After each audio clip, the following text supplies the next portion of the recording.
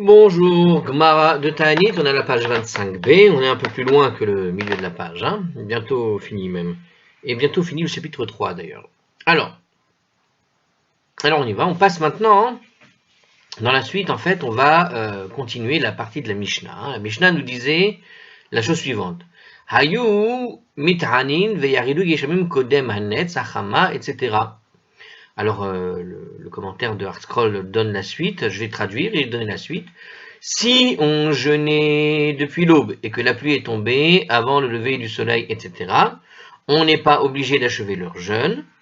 Mais s'il a commencé à pleuvoir après le lever du soleil, on doit achever le jeûne. Rabbi Eliezer avait dit, si la pluie a commencé à tomber avant le milieu de la journée, on n'est pas obligé d'achever le jeûne.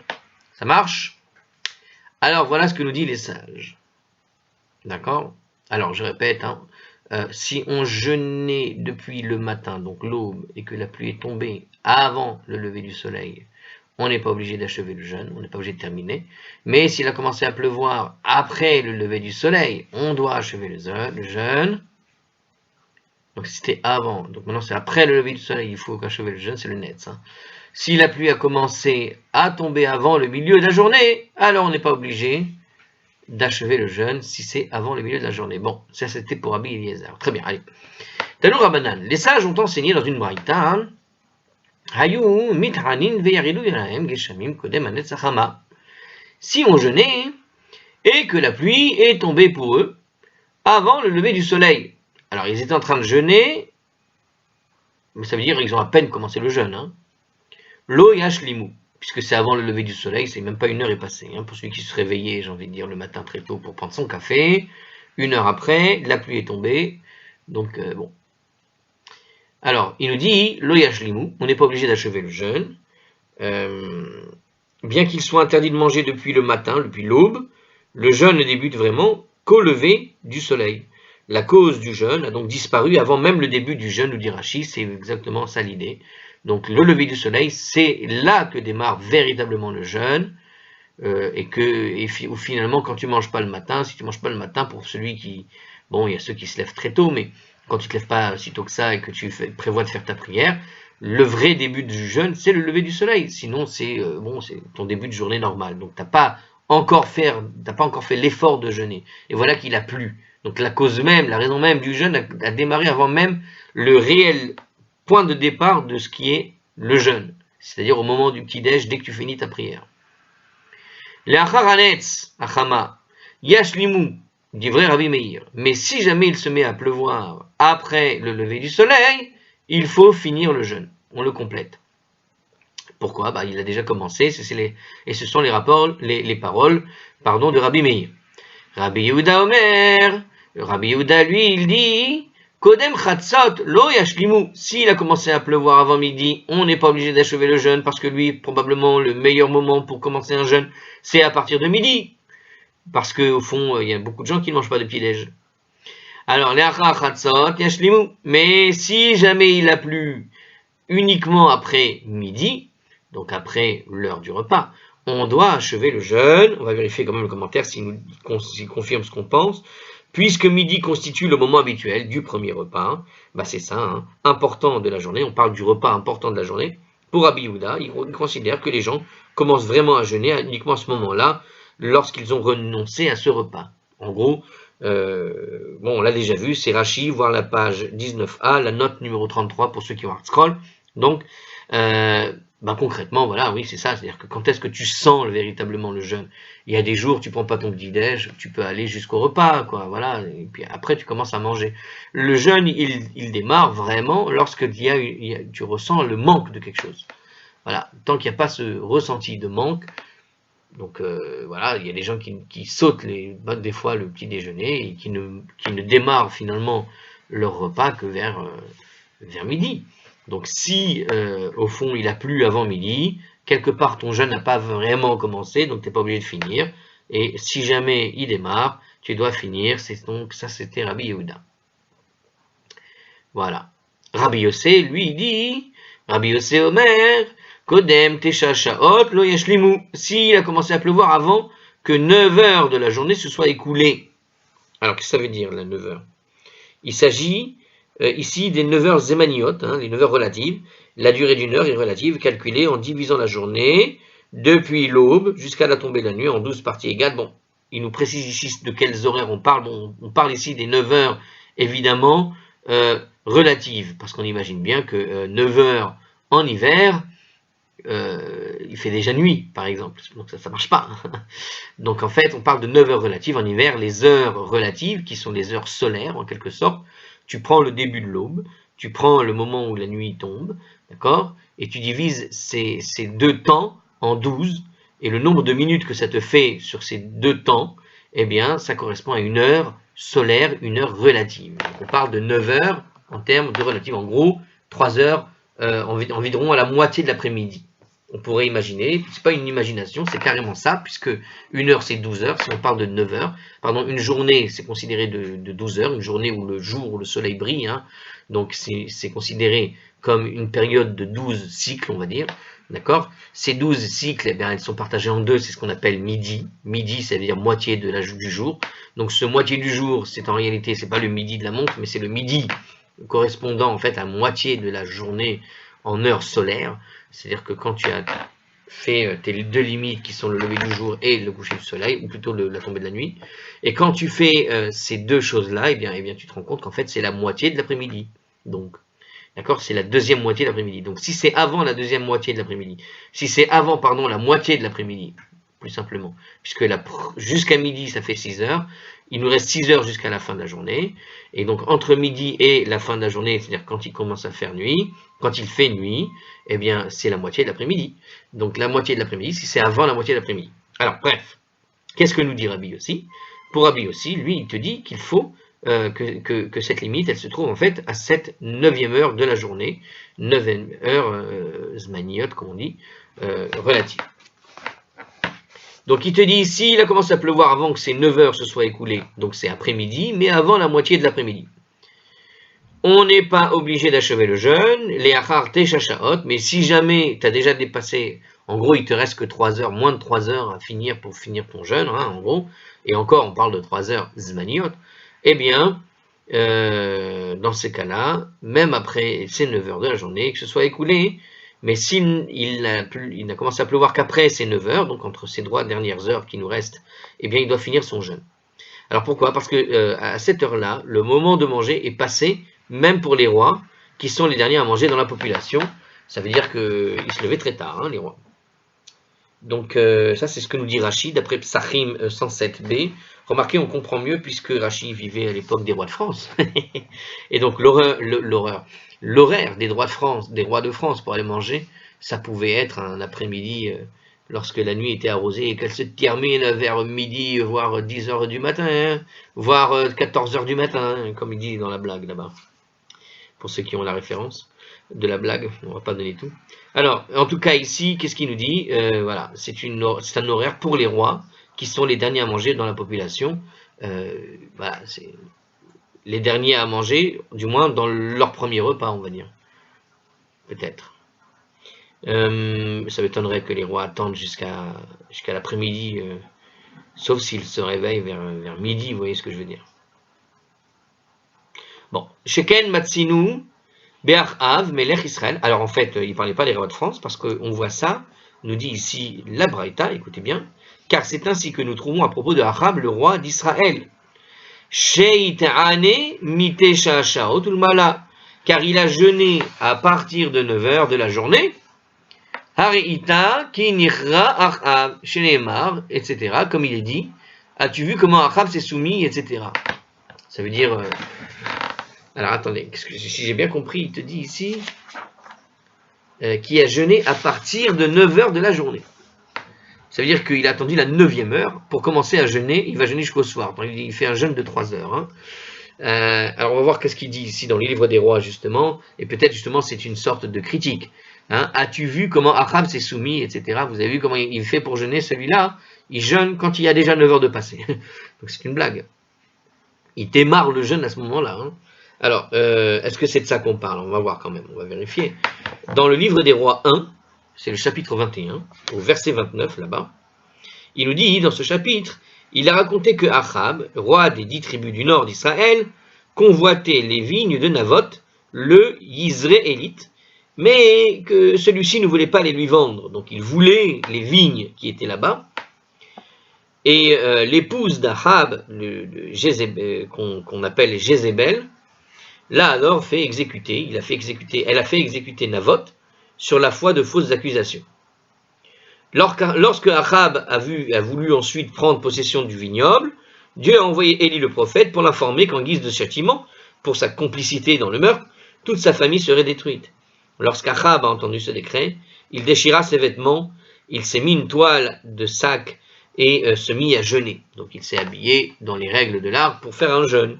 Dieu dit alors à Élie, « As-tu vu comment Achab s'est soumis devant moi? Parce qu'il s'est fait humble devant moi. Je n'amènerai pas le malheur durant ses jours, durant les jours de son fils. J'amènerai le malheur sur sa maison. » J'amènerai le malheur sur sa maison. Donc, il ne va pas voir le malheur tomber sur lui, puisqu'il a fait quand même un effort, on va dire, mais le malheur va tomber quand même. Donc c'est une manière de dire, son jeûne, il a fait l'effort de proclamer un jeûne, il s'est habillé avec une certaine humilité, pour quelqu'un comme il était, c'était assez exceptionnel de base, mais apparemment il a jeûné à partir de 9h, c'est-à-dire qu'il a jeûné la moitié de l'après-midi, ce qui est une blague, hein, je répète.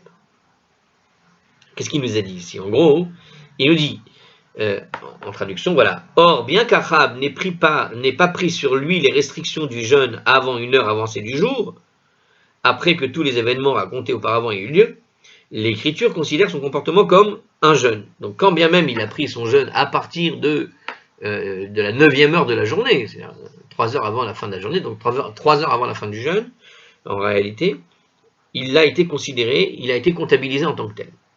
La raison doit en être qu'il s'est abstenu de prendre son repas principal à 9h, qui est l'heure du repas des rois. Puisque ce jeûne partiel commençait à partir de 9h, est considéré comme un jeûne, c'est que le moment essentiel pour le jeûne n'avait pas en fait commencé avant, et c'est pourquoi Rabbi Yossé déclare qu'un jeûne communautaire n'est pas considéré comme ayant réellement commencé jusqu'à ce qu'arrive la 9e heure de la journée, et que ce soit écoulé avec elle. Donc l'heure du repas pour toutes les couches de la population, en fait c'est l'heure du dîner pour ceux qui n'ont pas compris. En gros, ce qui s'est produit, c'est qu'il est arrivé à l'heure un peu du dîner et il a sauté le dîner. À moins que j'ai pas du tout compris, ce qui est bien possible, parce que j'ai l'impression tout de même à chaque fois qu'ils disent qu'il a jeûné 9 heures. Donc s'il a jeûné 9 heures, il a jeûné 9 heures, mais c'est pas un problème. Donc il a jeûné évidemment la journée, mais j'ai tout de même l'impression que la limite du jeûne, elle est basée sur le repas que prenait le roi, mais que c'était le repas qu'il prenait vers 9h. Or, j'imagine pas un roi, quel qu'il soit, démarrer sa journée, en quelque sorte, en termes de repas, uniquement vers la 9e heure. Donc il devait prendre un petit déjeuner copieux, très bien manger le matin, et attendre uniquement vers la soirée, vers en tout cas le début de l'après-midi, pour commencer à manger, l'heure qu'il est là. Voilà. Donc c'est un petit peu cette idée-là. Bon. En tout cas, il n'a pas jeûné à partir du matin, hein, ça paraît clair.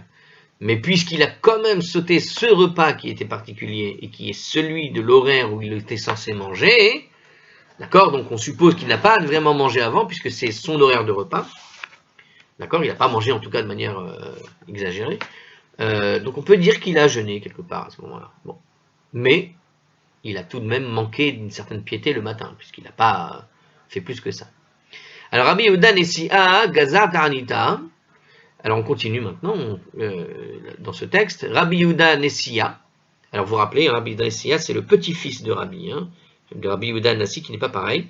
Et ils sont désignés de manière similaire tous les deux, mais c'est son petit-fils. C'est pas Rabbi Yehuda Hanassi, c'est Rabbi Yehuda Nesi'a. Nesi'a, un bon monsieur, puisqu'on dit souvent Nesi'a Tova, ça n'a rien à voir évidemment. Alors Rabbi Yehuda Nesi'a, le petit-fils de Rabbi Yehuda Nassi, décréta une fois un jeûne. Alors c'est une autre histoire, mais on va probablement illustrer la braïta qu'on vient de citer. On a donc vu 3 horaires. Hein. On a vu l'horaire du matin au Netz, d'accord. On a vu l'horaire de midi, puis on a vu de la 9e heure Zmaniot. Alors Rabbi Yehuda Nesi'a décréta une fois un jeûne. Et la pluie, elle s'est mise à tomber pour eux après le lever du soleil. Savar, les Ashlum Minhu. Il a pensé qu'il fallait terminer le jeûne jusqu'à la nuit. Il voulait décréter qu'il fallait finir le jeûne entièrement jusqu'à la nuit. Amarle Rabbi Ami. Rabbi Ami lui a dit Kodem Chatzot ve'achar Chatzot Shaninu. Nous avons appris dans une Mishnah, donc c'est un petit peu ici, avant ou après midi. C'est-à-dire que le critère pour interrompre le jeûne, c'est selon que c'est avant ou après midi. Pas l'après-midi, mais soit on a passé le repas de midi, soit on ne l'a pas passé. Donc le critère où on démarre vraiment le jeûne lorsque l'on va commencer à ressentir cette idée de la faim, il n'est valable qu'à partir de midi. Donc si ça se termine avant, on ne finit pas le jeûne avant midi. Si ça se termine midi, on finit le jeûne. Donc lui, il voulait être mahmir, il voulait dire honnête, même s'il a plu avant le net, il faut continuer le jeûne. Donc il voulait être encore plus mahmir que la première des opinions, qui était mahmir, puisqu'elle parlait du jeûne avec le net. Lui a répondu Rabbi, Ami, très amicalement, il lui a dit non, c'est avec l'horaire de midi qui a été calculé tout ça. Si on regarde le commentaire, bien que Rabbi Yehuda Nessia a voulu statuer en accord avec Rabbi Meir, d'accord, Rabbi Ami insista sur le fait que l'halakha suit l'opinion de Rabbi Eliezer dans la Mishnah et de Rabbi Yehuda dans la Baraita, et donc c'est midi qui constitue le temps limite. Voilà, entre les deux opinions, elles se rejoignent. C'est Rabbi Eliezer dans la Mishnah et Rabbi Yehuda dans la Baraita. Donc pourquoi faire plus quand on peut faire ce qu'il faut? Autre épisode, donc, pour illustrer toujours cela, Shemuel Akatan Gazar Taranita, Shemuel Akatan a décrété une fois un jeûne, et la pluie tomba pour eux avant le lever du soleil. Donc on est encore dans le premier des cas qu'on a cité juste avant, où finalement on peut arrêter le jeûne théoriquement. Le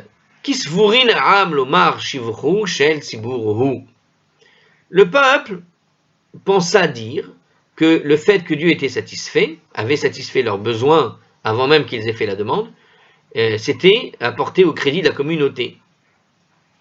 Donc le peuple a pensé dire que c'était au crédit de la communauté. Si je traduis sans le commentaire autour, il dit comme ça, que lorsque la pluie s'est mise à tomber avant même le net, c'est-à-dire qu'ils avaient prévu de jeûner, et ils avaient démarré une prière dans le but de jeûner, et voilà qu'avant même qu'arrive la pluie, avant même qu'arrive le lever du soleil, il s'est mis à pleuvoir.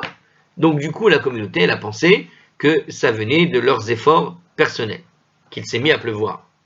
Amar Lahem, Shemuel Akatan, n'était pas content, a écarté leur sentiment d'autosatisfaction, nous dit le Hartzkol, c'est très bien dit, c'est pour ça que je le lis.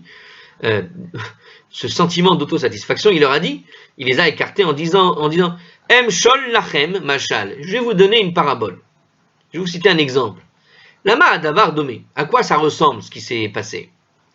L'Ereved, chez Mevakesh pras merabo. Voilà un serviteur. Il cherche à obtenir une gratification de son maître. Il veut obtenir un pras. Pras, un prix. Ça se traduit bien comme ça. Donc il a voulu obtenir un pras de son maître, une gratification, un prix, quelque chose. Amar lahem. Pour éviter tout contact avec son personnel, avec son serviteur, Amar lahem, une minute. Il lui a dit, le maître a dit à ses aides, Tenulo, ve'al, eshma, kolo. Donnez-lui ce qu'il veut, de manière à ce que je n'entende pas sa voix. Vous voyez ce que ça veut dire? Il explique en commentaire ici, là. Il dit, en fait, il ne veut pas avoir de contact avec lui. Vous savez, quand on n'a pas envie de voir quelqu'un, mais qu'on n'a vraiment pas envie de le voir, on va dire, écoute, tout ce qu'il demande, donne-lui, rien que je ne veux pas l'entendre. Tu vois l'idée? Donc il dit, là il a plu, mais vous êtes content, le peuple est content, il y a ce sentiment d'autosatisfaction, c'est notre prière, on est content, on a bien fait les choses, ta. Il dit, hey, vous êtes comme ce maître qui dit à propos d'un serviteur qui veut quelque chose, donnez-lui ce qu'il veut, juste qu'il ne vienne pas me déranger, il ne va pas me casser les pieds. Ça n'a, c'est pas très bien, c'est pas sain quoi. Tenulo, ve'al eshmakolo, donnez-lui ce qu'il désire de manière à ce que je n'entende pas sa voix, me solliciter, entre guillemets, et en commentaire, évidemment, ce qu'on vient de vous dire, voilà, on l'a expliqué. Donc de même, le fait que la pluie soit accordée avant que le jeûne ne commence peut indiquer une sorte de mécontentement de Dieu en réalité, vis-à-vis de la communauté, au point qu'il n'a pas voulu entendre sa voix, l'implorer, parce que Dieu désire n'écouter que la prière des justes, il n'a pas envie d'écouter la prière des autres. Donc pitié, ne me casse pas les oreilles, j'ai pas envie d'entendre ta prière fausse, allez, je te donne la pluie, rien que je vous entends pas, vous allez m'énerver encore plus. Donc c'est voilà un moyen de calmer la communauté quand elle est toute contente. Calmez-vous, ça ressemble plutôt à ça qu'à ça. Hein. Chouv Shmuel Akatan, encore une autre fois, il y a eu encore une histoire avec Shmuel Akatan. Gazar Ta'anita, il a décrété un jeûne. Veyaridu lahem geshamim leachar shekirat achama. Et alors la pluie est tombée pour eux après le coucher du soleil. Donc Veyaridu lahem geshamim leachar shekirat achama. La pluie est tombée pour eux après le coucher du soleil. Kisvurim ha'am lomar shivhu shel tzibur hu. Alors, la pluie est tombée pour eux après le coucher du soleil. Attendez, je ne suis même pas ce que je dis. Je répète. Donc, il a décrété un jeûne et la pluie, effectivement, est tombée, cette fois-ci, après le coucher du soleil. Ah. Alors, pareil, à l'époque de Shmuel Akatan, apparemment, les gens étaient très contents d'eux-mêmes. Le peuple pense à dire que si que la pluie ne soit pas tombée, le fait que la pluie ne soit tombée qu'à la fin du jeûne. Donc en fait, la pluie est tombée après le coucher du soleil, donc c'était après le jeûne en fait. Voilà, c'est ça. On est arrivé à la fin du jeûne et finalement la pluie est arrivée. Qu'est-ce qu'ils ont dit? On a jeûné, on a prié et la pluie est arrivée. C'est grâce à qui? C'est grâce à nous, grâce à la communauté, grâce au Kaal. C'est à mettre au crédit de la communauté, nous dit Hartzkroll dans la traduction de ce qu'on vient de lire. Alors voilà, ça a démontré, ce que nous dit Hartzkroll encore, que Dieu désirait entendre leur prière durant toute la journée, et finalement il a entendu cette prière, et finalement il a plu exactement comme le but est de la prière, à voir on nous entend et il nous donne la pluie. Amar lahem Shemuel Akatan a écarté encore ce sentiment d'autosatisfaction, et il leur a dit, Lo shevar shel tziburu, ce n'est pas à mettre au crédit de la communauté. Et là, Emshol lachem mashal, je vais vous donner plutôt une parabole, un exemple, pour que vous compreniez la métaphore de ce qui vous est arrivé. Lema hadavar domé, à quoi cette chose peut-elle être comparée? Ça ressemble à un serviteur, les revet chez mevakesh pras merabo, à un serviteur qui demande donc pareil un prix, quelque chose, une gratification à son maître. Ve'amar lahem, mais parce qu'il voulait punir le serviteur, le maître a dit à ses aides, Hamtinulo ad sheyit makmek veitztaer. Attendez qu'il soit humilié et affligé, à force de demander, ve'acharkar tenulo, et après cela, donnez-lui ce qu'il demande. Ça veut dire, faites-le attendre jusqu'à ce qu'il se mette à pleurer pour demander ce qu'il veut, et maintenant qu'il aura pleuré, je vais lui donner ce qu'il voulait. Donc, humiliez-le avant de lui donner ce qu'il demande. Et c'est ce qui s'est passé. Les gens ont jeûné, c'est une forme d'humiliation. Ils ont été obligés d'implorer la pluie pour qu'ils puissent le recevoir. Donc de même que la pluie, le fait que la pluie a été retenue jusqu'à la fin du jeûne peut indiquer un mécontentement de Dieu vis-à-vis de la communauté, au point qu'il n'ait accédé à leur demande qu'après qu'ils se soient suffisamment soumis durant toute une journée de jeûne. Ça veut dire que c'est seulement lorsqu'ils ont finalement fait l'effort de jeûner que Dieu a décidé de leur donner, ce qui veut dire qu'il voulait les voir s'humilier. Ce qui n'est pas très positif non plus, évidemment. Bon, on voit ici deux versions négatives. À quoi ça sert de jeûner si c'est tout le temps négatif? Bon, on continue. La Gemara continue. Veli Shmuel Akatan, Shivcho Shel Tzibur et Ridame. Et comment se manifeste alors pour Shmuel Akatan le crédit de la communauté? À quel moment? Parce que quand tu vois ces deux histoires, voilà, c'est la question qu'on peut se poser. Mais il est super négatif, le bonhomme. Donc à quel moment tu peux dire que la communauté peut être contente d'elle-même quand elle fait une prière? Puisque quand ça arrive honnête, c'est comme l'exemple du truc, je n'ai pas envie de t'entendre, reste dehors, je n'ai pas envie de t'entendre prier. Et puis quand ils font la prière, finalement la pluie revient après la prière. Ah, j'avais envie de te voir pleurer avant de te donner, j'avais envie de te voir faire la prière, j'ai envie que tu me supplies avant de te donner quoi que ce soit. Alors c'est quoi?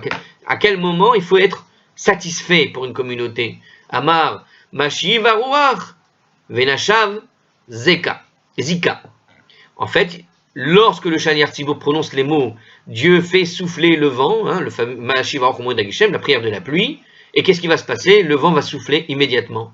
Morid Hageshem. Et ensuite, il dit Morid Hageshem, quand il dit la phrase Ma'ashiv Morid Hageshem, quand il dit Ma'ashiv Ruach, le vent commence à souffler, ou Morid Hageshem, et là commence à tomber la pluie. Quand il dit les mots Morid Hageshem, Ve'ata Mitra, lorsqu'il prononce les mots, Dieu va faire tomber la pluie, et que la pluie vient, là tu peux dire qu'il doit être content, la communauté, de dire, voilà, quand tu pries, simplement, Mashiv, Aruach, Morid Hageshem, lorsque tu demandes la pluie elle vient, oui, tu peux être content là. Il n'y a pas besoin d'aller implorer, supplier. Déjà, le fait qu'il y ait un jeûne, c'est-à-dire que les gens doivent prendre conscience qu'à partir du moment où tu dois jeûner, il n'y a aucune satisfaction à avoir. Ça n'a rien à voir. C'est-à-dire que la pluie a été retardée, et donc tu dois faire tes shuvah, amende honorable. Le fait de t'auto-glorifier de ta prière, c'est que tu n'as pas compris que la raison pour laquelle il n'y avait pas de pluie, c'est que ta prière, quand tout va bien, ne marchait plus. Et si elle ne marche plus, c'est que tu devais d'abord faire amende honorable et te reprocher des choses avant de t'auto-glorifier en te disant que tout va bien. Et tout va bien comment? Eh ben, tu peux être satisfait lorsque tu fais ta prière normalement et que la pluie tombe. Alors, qu'est-ce qu'il dit Hatzkral là-dessus? Puisque la réponse suit immédiatement la prière, c'est un signe que Dieu désire écouter leur voix, mais s'il ne désire pas les voir, et qu'il ne désire pas les voir souffrir longtemps. Bon, ça ressemble un peu à l'exemple qu'on avait donné d'un Rav, vous vous rappelez? Je crois que c'était... Ah, je me rappelle plus son nom. Ben Dossa. Rabbi... Voilà. Cette mémoire qui fait défaut à ceux qui étudient. Alors, c'était, comment il s'appelle? Rabbi Hanina Ben Dossa, ça me revient. Je ne l'ai pas lu. Rabbi Hanina Ben Dossa. Lui, il a eu une prière dans ce genre-là. Alors, je ne sais plus si c'était lui, non. Le problème, non, je ne sais plus c'est lequel. En tout cas, il était avec sa femme. Et je crois que c'était lui, parce qu'on parlait souvent de sa femme, où sa femme était dans un coin, et elle avait fait la prière dans son coin, et lui dans un autre coin. Et voilà que était arrivée la pluie en premier. Alors, c'était pas lui, c'était peut-être un autre. Bon, allez. Je fais une courte pause et on va finir le chapitre. Voilà, on a enregistré. Alors, la Gemara continue. La Gemara maintenant va nous parler de la dernière partie de notre Mishnah, qui va être la fin de notre chapitre, je pense. Oui, c'est trop court pour être deux choses en même temps, à la fois. Alors, on y va. Qu'est-ce que disait la fin de notre Mishnah, la grande Mishnah du chapitre 3? Ma'aseh vegaziru ta'anit belod, etc. Donc, alors Hatzkral va nous faire le petit développement de ce qui était dit. Il arriva une fois qu'un jeûne fut décrété à Lod, etc. Rabbi Tarfon leur a dit, allez manger, boire et en faire un jour de fête, etc. Et ils revinrent à la synagogue dans l'après-midi et récitèrent le grand Hallel.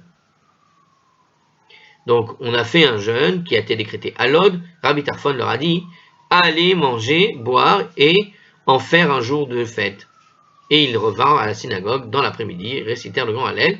La Gemara pose la question, Venema Hillel Merikara, qu'ils disent plutôt le Hallel immédiatement après rentrer chez eux pour manger. Alors c'est dommage, il ne nous rappelle pas trop c'était quoi la situation, je ne me rappelle plus. Je crois que c'était des gens qui n'étaient pas de la ville et ils étaient venus, voilà. C'est-à-dire qu'ils allaient prier, c'était venu dans une ville de passage seulement, donc c'était pas leur... c'est pas eux qu'ils étaient obligés de faire le jeûne. Donc un jeûne a été décrété à Lod, mais eux n'étaient pas de là-bas. Rabbi Tarfon leur a dit, allez manger, boire et en faire un jour de fête. Et ils revinrent à la synagogue dans l'après-midi pour réciter le grand Hallel. Bon, alors... Venema Hallel Me'ikara, qu'ils disent plutôt le Hallel immédiatement avant de rentrer chez eux pour manger. Peut-être c'était à la fin du jeûne. Je ne me rappelle pas. La Gemara répond, Abaye et Rava de Amre Tarvayehu. Abaye et Rava disent tous les deux, les filles chez En Omrim Hallel, parce qu'on ne récite pas le grand Hallel. Et là, Al Nefesh Severa Vekeres Melea, lorsque l'on est comblé et que l'on a l'estomac plein. On ne récite le grand Hallel, Abaye et Rava disent tous les deux, parce que l'on ne récite le grand Hallel si ce n'est que lorsque l'on est comblé et que l'on a l'estomac plein.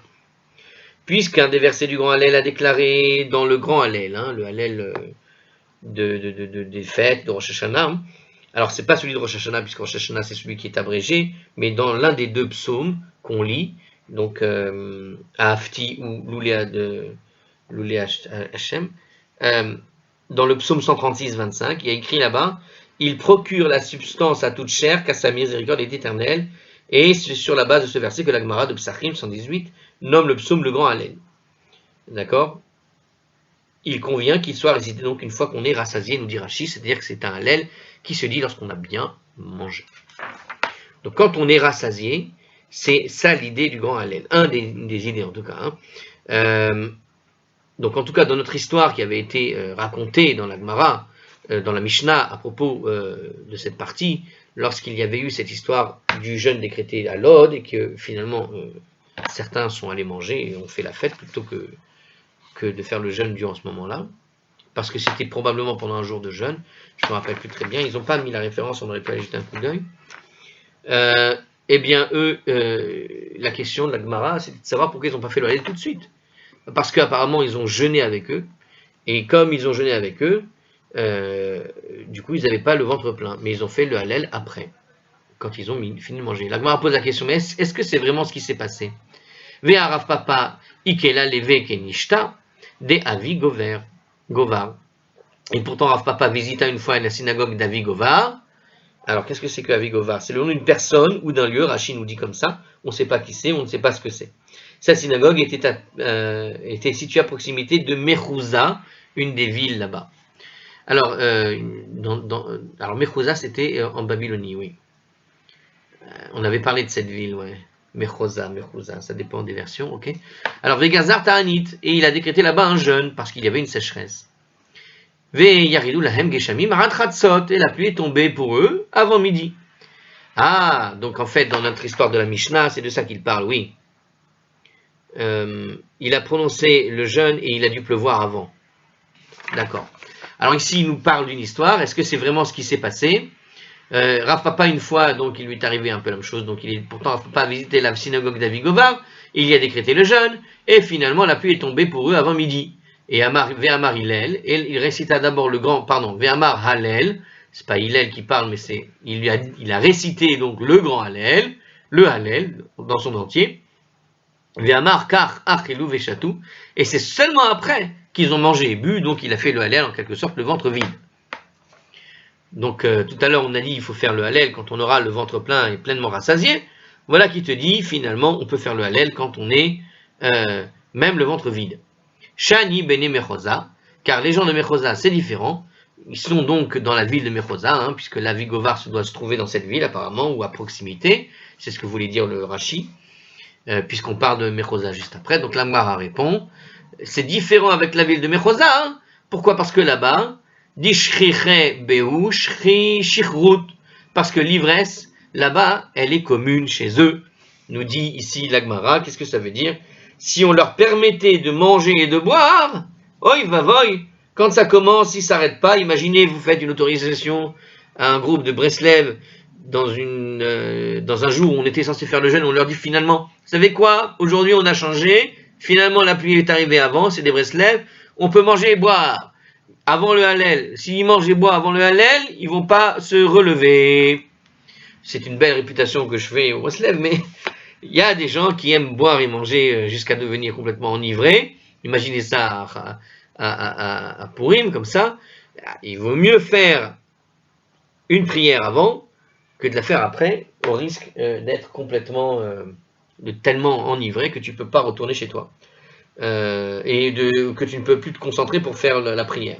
Donc il risquerait de s'enivrer et d'être incapable de revenir à la synagogue pour réciter le grand Hallel. C'est pourquoi Rav Papa a décrété dans ces conditions. Il est préférable d'inverser la manière de procéder et de réciter le Hallel avant de manger, parce que sinon les gens ne reviendront pas à la synagogue. C'est une parole de Rashi. Et nous venons de finir le chapitre 3. Hadran alar seder ta'aniot elou. Nous reviendrons vers toi l'ordre des ta'aniot elou. Seder Ta'aniot, Elou, c'est-à-dire le début de notre Mishnah, comme on l'avait commencé, du chapitre 2. À la prochaine, et on poursuit dans notre page 26a, à partir de là.